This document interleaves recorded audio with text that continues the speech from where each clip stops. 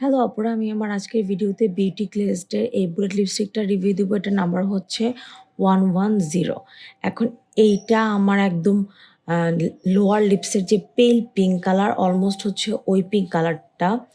এবং মানে এইটাকে কোনোভাবে লিপ লাইনার ছাড়া দেওয়া যায় না। এটা কেনার সময় আমার এরকম একটা প্ল্যান ছিল যে আমি এত পেল পিঙ্ক একটা লিপস্টিক চাই যেটাকে কোনোভাবে লিপ লাইনার ছাড়া দেওয়া যাবে না, কারণ আমার কাছে মনে হতেছিল আমার এনাফ লাইট কালার লিপস্টিক নাই। সো তোমরা দেখতে পারতেছো এটা অলমোস্ট আমার স্কিন কালারের পিঙ্কার ভার্সন।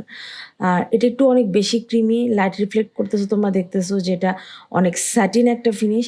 এদের আরও অনেকগুলো কালার আছে, আমি হচ্ছে যে এই কালারটা নিছি। তো আমি এটা যেভাবে দিব সেটা এখন তোমার দেখাচ্ছি। এটা একটা কম্বো করব। প্রথমে আমি লিপ লাইনার দিচ্ছি, এটা হচ্ছে এভারলি বিউটির ডার্ক ব্রাউন কালারের লিপ লাইনার। এখন আমি আমার লিপসে মোস্ট অফ দ্য জায়গায় হচ্ছে এই লিপ লাইনারটা দিব। মানে আমি আমার লিপের উপরেও দিব, নিচেও দিব, এবং আমি আমার সাইড পার্টটাকেও হচ্ছে একটুখানি পরিমাণে ফিল ইন করবো। এবং আমি জাস্ট মিডলের মাঝখানে যে পার্টটুকু থাকবে সেই মাঝখানে পার্টটুকু বাকি রাখবো। ওই মাঝখানে পার্টটুকুতে আমি হচ্ছে এই লিপস্টিকটা দিব, নইলে এটা আমার স্কিনের জন্য ভালো লাগবে না।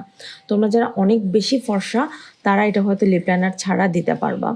তো আমি যেটা করি, আমি অলওয়েজ হচ্ছে যে কোনো নোড লিপস্টিক দিলে এটা করি। আমি তো মিডল পার্টটাতে লাগাই, প্লাস আমি হচ্ছে ফুল লিপ লাইনারের উপরে লিপস্টিকটা দিয়ে যাই। এখন তোমরা দেখছো আমি কিন্তু লিপ লাইনারটাকে ব্লেন্ড করি নাই, যেহেতু এই বুলেট লিপস্টিকটা অনেক বেশি ক্রিমি।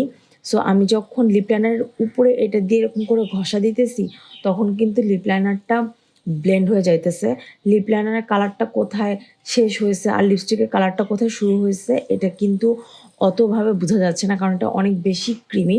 তো এত বেশি ক্রিমি কিন্তু ট্রান্সফার হয়, আর এই টাইপের লিপস্টিকগুলো কিন্তু লং লাস্টিং হয় না। সো তোমাদেরকে এটা ব্যাগে ক্যারি করতে হবে। বাট আমার লিপস্টিক বারবার রিঅ্যাপ্লাই করতে কোনো প্রবলেম নেই, আমি একটু কমফোর্টেবল লিপস্টিক খুঁজি ইদানিং। সো এটাই ছিল ফাইনাল লুক, আমার কাছে মনে হচ্ছে ভালোই দেখাচ্ছে।